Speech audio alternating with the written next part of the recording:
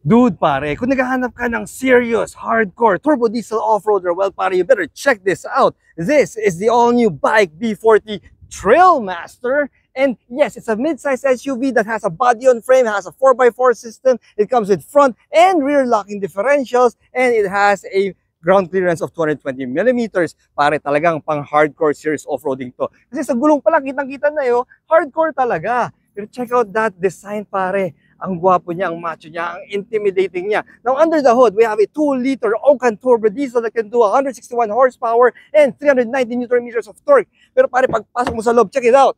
Wow! Automatic step boards, frameless doors, a full leather interior, and we've got dual screens dito sa passenger side. Plus, syempre, may screen ka dyan sa may driver side.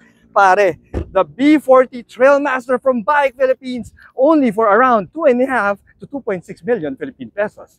O, di ba?